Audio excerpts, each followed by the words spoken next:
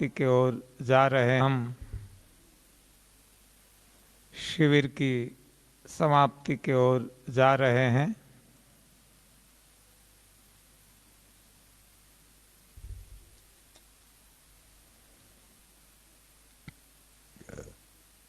कल भी मैंने बताया था, आज भी हम देखते हैं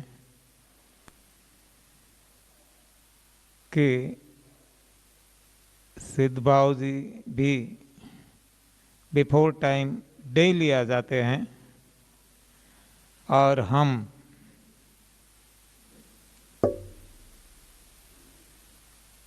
पूरा हॉल वैसे तो भर जाता है, लेकिन भारतीय समय के अनुसार, हाँ, इंडियन टाइम, एनीवे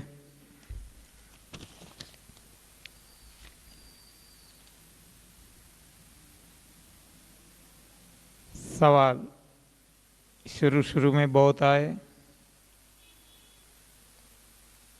अब लगता है कि बात समझ में आ गई है, सैचुरेशन आ गया है, इसलिए आज केवल एक ही चिट्ठी आई है, टीबी एवं लंग्स की खराबी का उपचार एवं आहार। उपचार सभी के लिए एक ही है, लंघनम परम औषधम, चाहे कोई भी रोग हो, कोई भी शारीरिक समस्या हो। टीबी है वो भी एक शारीरिक समस्या है, एक रोग है, तो इसका इलाज उपचार भी एक ही है और ये है लंघन, न खाना न पीना। जितना ज़्यादा हो सकता है जल्दी फायदा होगा, लेकिन कम से कम 8 घंटे डेली जो यहाँ हम करते हैं, करवाते हैं, और हमारा अनुभव भी रहा इतने दिनों का।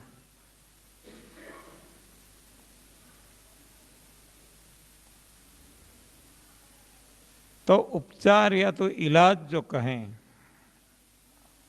तो इतना ही है, किसी के लिए स्पेसिफिक कुछ भी नहीं है, क्योंकि हमने देख लिया कि रोग चाहे कोई भी हो, कारण एक है, शरीर के अंदर जमा हुआ मल। तो इसको हटाना यही तो निवारण है। यानी कि रोग चाहे कुछ भी हो, शारीरिक समस्या चाहे कोई भी हो, तो निवारण ऐसे एक ही जरूरी है। तो इसलिए चाहे टीबी हो या कैंसर हो, डायबिटीज हो, बीपी हो, माइग्रेन हो, कुछ भी, कोई भी, इलाज एक ही। इसलिए डेली बार बार हम रिपीट करते रहते हैं। लगता है कि ऐसे सवाल अब किसी के मन में नहीं उठते, लेकिन जो नए हैं, जो पहले नहीं आए हैं, जो नहीं जानते हैं, उनको ही ऐसे सवाल उठते हैं। तो ये जरूरी है कि संक्षेप में बताया जाए। तो ये रोग नाबूदी के लिए ये एक ही काफी है, लंघन, न खाना न पीना। लेकिन क्यों, कैसे ये रोग को हटाता है लंघन से रोग कैसे हटता है, तो ये भी हम आज अच्छी तरह से जानते हैं, बार बार रिपीट करते हुए, कि लंघन के दौरान शरीर खुद की सफाई करता है। तो जब शरीर रूपी यंत्र साफ सुथरा बन जाता है, जो बाधा डालता था, जो अपना काम नहीं सही ढंग से करने देता था, ऐसा कूड़ा कचरा जब निकल जाता है शरीर में से, तो शरीर फिर से ठीक काम करने लगता है। इतनी ही बात है। इसलिए जितना लंबा लंघन हो, उतना शरीर को ज़्यादा समय मिलता है सफाई करने के लिए, और लंबा समय मिला तो तेजी से सफाई हो सकती है। इसलिए कम समय में हम निरोग हो सकते हैं। तो ख्याल एक ही है, समझना एक ही है कि शरीर की अंदर की सफाई होनी है। शरीर के अंदर पड़े जितने भी दोष है, तो ये दोषों की निवृत्ति करना, यही तो शरीर को निरोग करना है। तो दोषों की निवृत्ति एक तो हमने देख लिया, निर्जल उपवास, लंघन, रोजा, जो भी नाम कहें, इससे होती है। तो ऐसे इससे निरोग रहा जाता है, रोग हटाया जाता है। तो हमने ये भी सोचा कि जब शरीर की सफाई ही करनी है और इससे ही रोग हटते हैं, तो क्यों ना और सहायता ली जाए। तो जो पंचकर्म, नेति, धोती, बस्ती, ये सब कुछ है, इसके पीछे यही तो ख्याल है। लेकिन हमने ये सोचा कि कम से कम सहारा लेकर हम कैसे रोग से बाहर आ सकते हैं, और दूसरा, कम से कम औरों की सहायता, सेल्फ सफिशिएंट, खुद अपना एक कार्य कर लें, किसी की भी आवश्यकता न पड़े। तो ऐसे रास्ते भी हमें मिल गए, ऐसे साधन भी मिल गए। तो इसमें से एक है एनिमा, दूसरा है पानी पी करके निकाल देना वमन। इसमें किसी की सहायता की आवश्यकता नहीं पड़ेगी, कहीं जाना नहीं पड़ेगा, अपने घर पे जहीं भी है ये सुविधा अपने आप मिल जाएगी। तो इतना करने से शरीर को साफ करने में और सुविधा हो जाती है, तो शरीर और जल्दी ठीक हो जाता है, रोग तेजी से चले जाते हैं। तब हमारी समझ में ये भी आया कि कोई ऐसे शरीर को साफ करने वाले हमें मिल जाए खाद्य पदार्थ, तो हमें पोषण भी मिलता है, रिपेयर्स मेंटेनेंस भी होता है, साथ साथ सफाई भी होती रहे। तो ये भी रोग नाबूदी में काम आता है। तो रोग और जल्दी खत्म हो जाते हैं, भाग जाते हैं। तो ऐसे कई पदार्थ हैं, जिसमें से एक है आंवले, जिसका यहाँ से हम प्रयोग करते रहते हैं। साथ साथ करेले हैं, टमाटर है, पालक है, लौकी है, धनिया है, ऐसे बहुत सारे, जिससे भी सफाई होती है। वैसे तो हिमज है, हरड़ है, त्रिफला है, कायम चूर्ण है, ऐसे भी बहुत सारे परग्यूटिव्स है जो सफाई करता है। लेकिन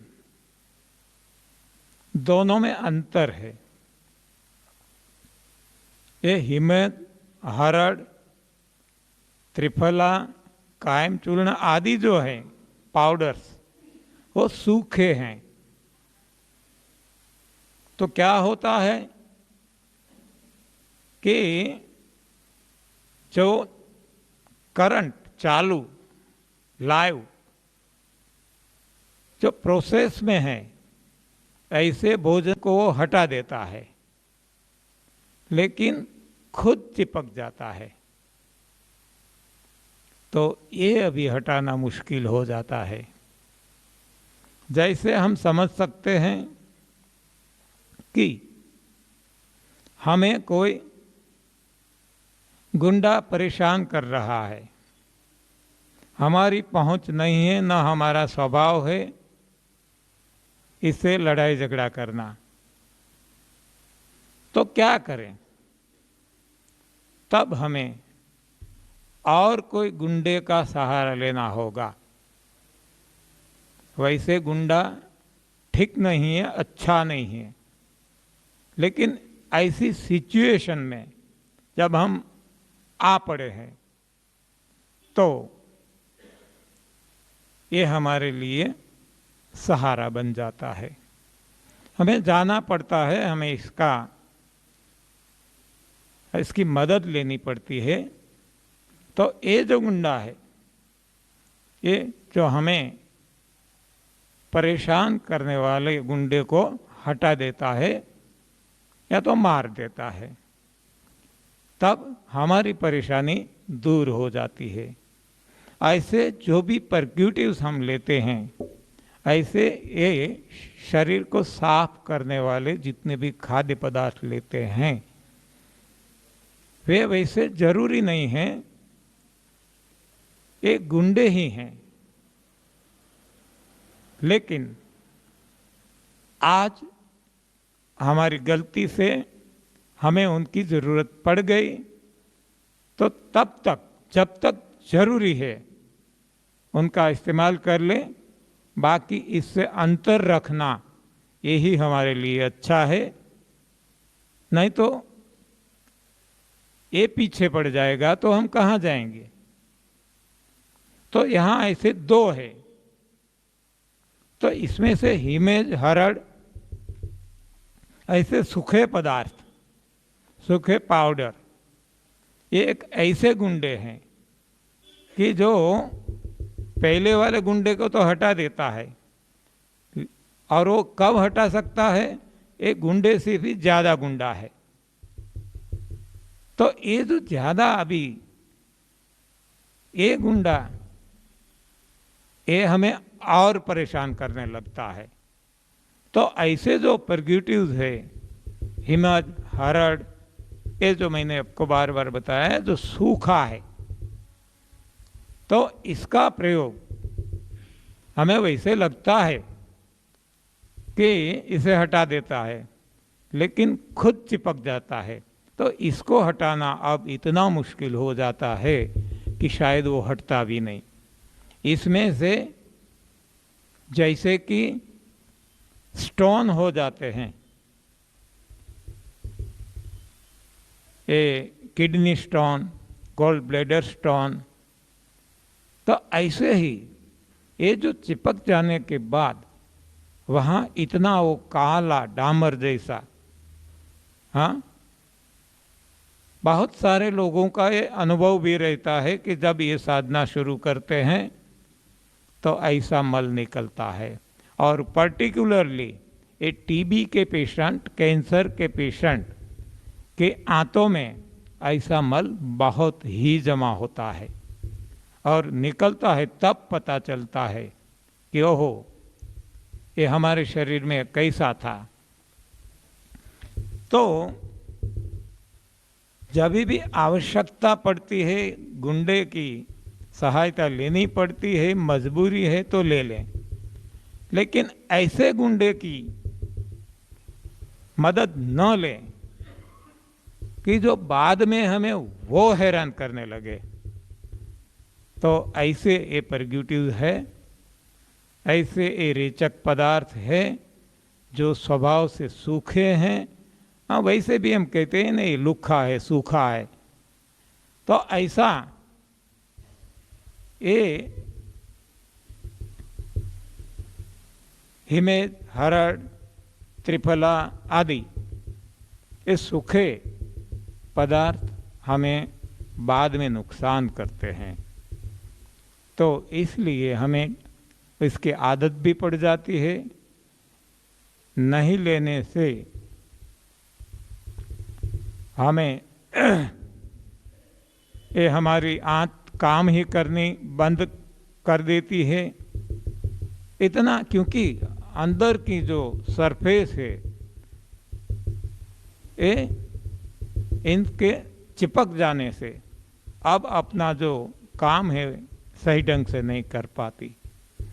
तो शरीर को साफ तो करना ही है, गुंडे को तो हटाना ही है, हम त्रस्त है। लेकिन ऐसे गुंडे से काम ले कि जो उसको हटा दें। इनके लिए जो भी देना है दे दें एक बार, लेकिन बाद में वो हट जाना चाहिए, वो खुद रुक जाए, ऐसा नहीं होना चाहिए। तो ऐसा जो है, ये जो है आंवले, हाँ, जो रस वाले हैं, हम गेहूं के ज्वारा इसका भी प्रयोग करते हैं। तो ये भी एक गुंडा ही है। हाँ, ये जरूरी नहीं है, ये अच्छा नहीं है, लेकिन जरूरत पड़ गई तब इसका जितने समय तक जरूरत है उतना ही इस्तेमाल करना आवश्यक है, बाकी छोड़ देना। नहीं तो इसकी आदत पड़ जाएगी तो ये और नुकसान करेगा, फायदा नहीं करेगा। तो ऐसे हम गलत भी समझ लेते हैं। आज हमने देखा है गेहूं के ज्वारे का प्रयोग बहुत हो रहा है, गेहूं के। वैसे ठीक है, जब तक जरूरत है प्रयोग कर लें, लेकिन आदत न बना लें। ये कोई भोजन नहीं है। क्यों?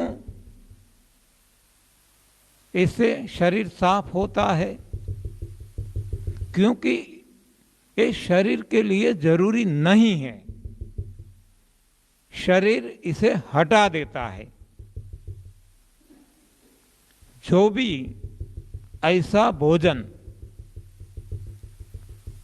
जिसे लेने से शरीर अस्वीकृत करता है, शरीर फेंक देता है, तो ये हमारा भोजन नहीं है। तो आंवला हमारा भोजन नहीं है, करेला हमारा भोजन नहीं है, गेहूं के ज्वारे हमारा भोजन नहीं है। वैसे हरी पत्तियां ऐसी जिससे सफाई होती हो, ये भोजन नहीं है, तो यह औषध है। इसलिए ये बताया गया है गीता जी में कि हमारा जो भोजन है ये है रामचरितमानस के तौर से भी कंदमूल, फल, सलाद, ऐसी जो चीजें हैं, और कई कई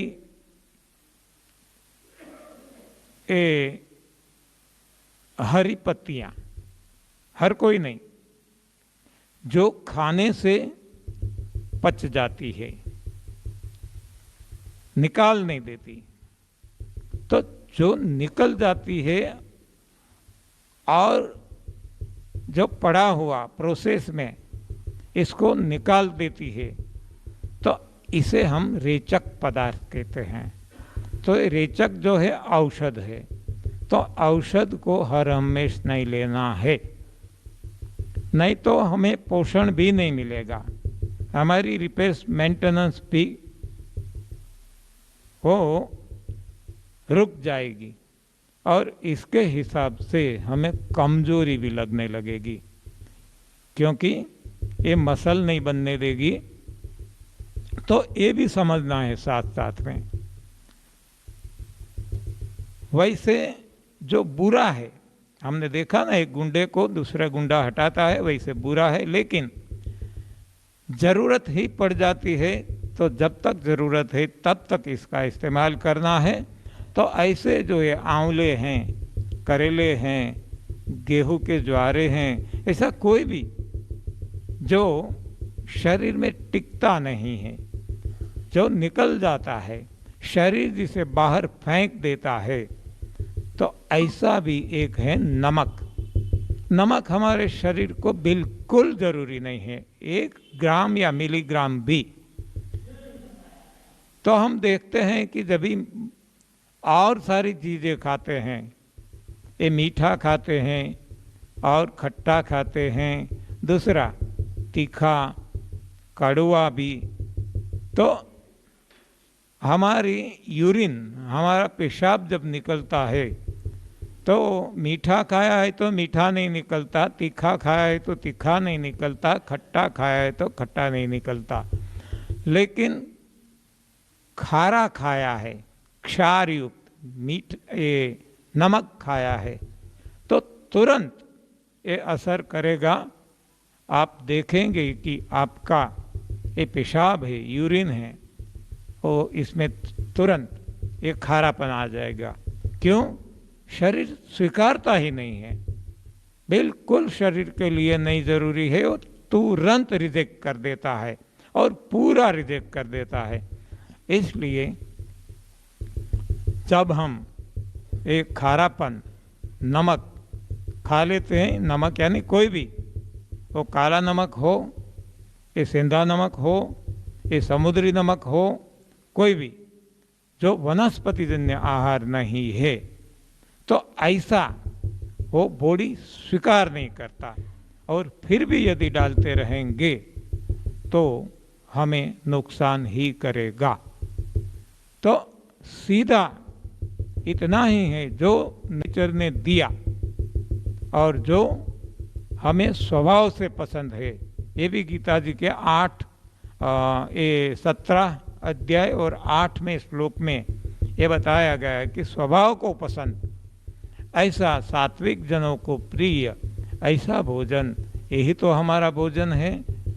इससे ही तो ये बॉडी का निर्माण होता है, रिपेयर्स मेंटेनेंस होता है, और इसके अलावा जो भी है ये या तो हमें नुकसान पहुंचाता है, या तो कोई ऐसे कड़वे खट्टे ये इस्तेमाल हम टेम्परेरी समय पे कर सकते हैं, जिससे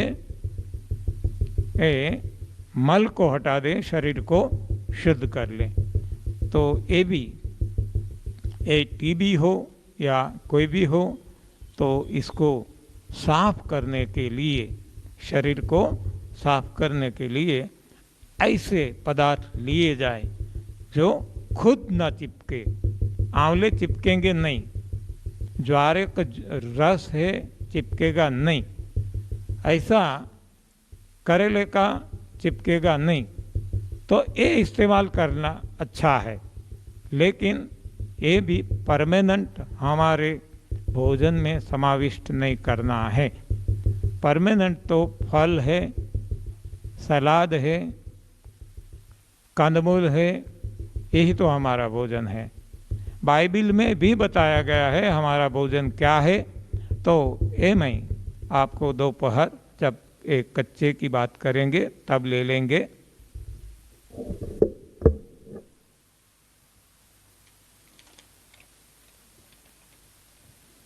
तो अब आपको जवाब मिल गया होगा टीबी के लिए। टीबी हो या कोई भी हो, लंघन और साथ में एनिमा और ऐसे रेचक पदार्थ से शरीर को साफ करना। और जब खाने की आवश्यकता होती है तब गॉड गिवन ये जो हमने बताया, फल है, कंदमूल है, सलाद है, और वो भी जब तक बिना चबाए इसका जूस रस पिया जाए तो और अच्छा है। क्योंकि हमारा शरीर एक मशीन है, वो अब कमज़ोर हुआ है, तो इस पे ज़्यादा ऐसा बोझ डालना ये ठीक नहीं है। कूड़ा कचरा अंदर डालना, ये फाइबर डालना, तो ऐसा डालने से इस पे ज़्यादा जोर पड़ेगा, बोझ रहेगा। तो केवल जूस डालेंगे तो इसको वो आसानी से पचा पाएगा, डाइजेस्ट कर सकेगा। तो ऐसा रसाहार पे रहना कोई भी रोगी के लिए बेहतर है, ज़्यादा अच्छा है। एक बार ठीक हो जाए, 100% ठीक हो जाए, बाद में वो चबाकर फाइबर वाला भी खा सकते हैं जिससे में संतोष हो। फाइबर बिल्कुल ज़रूरी नहीं है, ये भी एक गलत फहमी मगज में से निकाल देना है, मन में से निकाल देना है। आज हमें कहा जाता है कि फाइबरस फूड खाइए, हम कहते हैं फाइबर को फेंक दीजिए, फाइबर की कोई आवश्यकता नहीं है। फाइबर के हिसाब से ऐसा कहा जाता है कि वो शरीर को साफ करता है। हम कहते हैं फाइबर फंस जाता है। हाँ, इसको साफ करने के लिए स्पेशल फोर्स लगाना पड़ता है। फाइबर कुछ साफ करने वाला है ही नहीं। हाँ, वहाँ इसका कोई झाड़ू नहीं बनता कि जो सफाई करे। वो फाइबर जहीं भी है, इसका स्वभाव ही है फंसना। हम देखेंगे, हम कुछ ऐसा खाते हैं, सपोज पत्ता गोभी खाया, कैरेट खाया, कुछ भी ऐसा खाया, चबाया, और एक फाइबर कहीं फंस गया दांत में, हमारी हालत क्या होती है? हमारी जीभ वहीं ही कॉन्सेंट्रेट होगी जब तक नहीं निकल जाता। हाँ, हमारा मन भी वहीं कॉन्सेंट्रेट होगा। तो ये इतना तब तक परेशान करेगा जब तक नहीं निकल जाता। तो ऐसे हमें निकालना पड़ता है। तो ये तो एक ही फंस गया था, अब इतने फाइबर हमारी बड़ी आंत में, छोटी आंत में फंस जाता है, तो क्या ये हालत होगी हमारी वाइटल पावर की। क्योंकि जब तक वो नहीं निकलता, ये वाइटल पावर शांत होकर नहीं बैठती, और इसके पीछे लगी रहती है।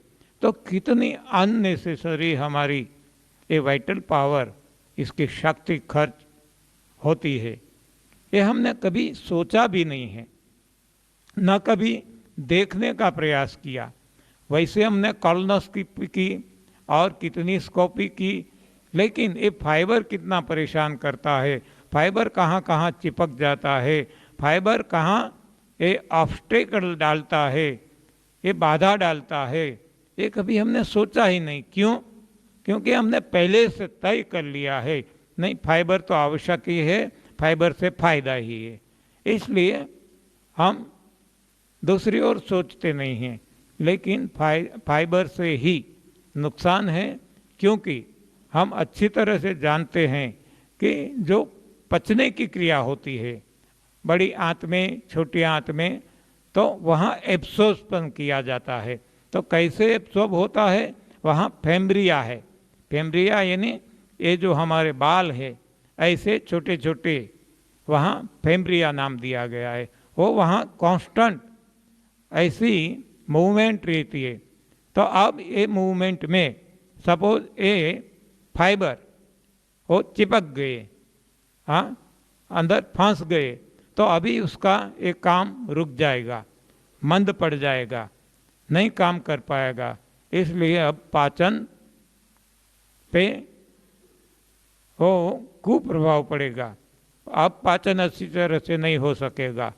और इसलिए ये फाइबर हमें फायदा पहुंचाने वाला नहीं है, लेकिन फाइबर से ही कब्ज होती है, फाइबर से ही हमारा ये पाचन का काम रुक जाता है, और यही तो ये रोगों का भी कारण बन जाता है। तो जहाँ तक हो सके फाइबर को फेंक दो पहले से ही। क्यों इतना? यहाँ से देखो, जब कैरेट कुछ भी ऐसा खाते हैं, चबाते हैं, तो वहाँ शक्ति खर्च करनी पड़ती है। अब एक कुचे कचरे फाइबर को अंदर डालते हैं, तो जब तक बाहर ना निकल जाए, फेंक ना दिया जाए, तब तक ये शरीर की जो शक्ति है एक इसके पीछे खर्च होती है। तो शरीर को रस की ज़रूरत है, रस में से ही रक्त बनता है, और रक्त में से ही मांस, मज्जा, हड्डी, ये सब कुछ बनती है। तो पूरा ये स्ट्रक्चर हमारा रस में से बनता है। तो क्यों ना डायरेक्ट रस ही लिया जाए, क्यों फाइबर डाल के अननेसेसरी हमारी शक्ति व्यय करें। ये तो पशुओं के लिए ज़रूरी है, क्योंकि पशुओं के लिए ऐसी कोई सुविधा नहीं है। नहीं तो पशुओं के लिए भी ये अच्छा है कि फाइबर को फेंक दें और केवल रस लें, लेकिन उनके लिए ये सुविधा नहीं है, जबकि हमारे पास सुविधा है। आज हम कलयुग में जो जी रहे हैं, यंत्र युग है हमारा, तो हमारे पास बहुत सारे यंत्र हैं, मिक्सर है, जूसर है, ग्राइंडर है, तो इससे हम रस निकाल सकते हैं और कूड़े कचरे इसे छान कर फेंक सकते हैं। तो ऐसा करने से शरीर पे बहुत कम हो जाएगा, तो इतनी शक्ति बच जाएगी जो हमें और कोई काम में काम आएगी, या तो स्पिरिचुअल डेवलपमेंट, या तो किसी को रोग है तो रोग को ठीक करने में ये शक्ति लग जाएगी, तो रोग भी जल्दी से ठीक कर सकेगी। एक बार शरीर ठीक हो गया तो बाद में समाज में रहना है तो हमें जो भी खाना है खा सकते हैं, लेकिन अपक्व होना चाहिए, पकाया हुआ हमें नुकसान करता है। एनिमल प्रोडक्ट नहीं होना चाहिए, पत्र पुष्प फल जल, या तो कंदमूल फल, सलाद, सब्जी, ये सब वही स्वरूप में, जो स्वरूप में भगवान ने दिया, नेचर ने दिया, प्रकृति ने दिया, वैसे ही खाना है। तो ऐसा यदि हम खाएंगे सोचकर समझकर, तो जीवन में अब कभी भी कोई भी बीमारी की आवश्यक वो संभावना ही खत्म हो जाएगी। तो ऐसा करके देख सकते हैं। तो चाहे टीबी हो, चाहे कोई भी रोग है, तो फिर से हमने आपको बता दिया कि इतना सरल है, इतना आसान है समझना और करना भी। यदि समझ गए तो करना आसान हो जाएगा, लेकिन बिना समझे करेंगे तो ये मुश्किल हो जाएगा। इसलिए समझना ज़रूरी है, और समझने के लिए ये सुनना भी ज़रूरी है। थैलेसीमिया बीमारी क्या ठीक हो सकती है? हो गई है बहुत सारे लोगों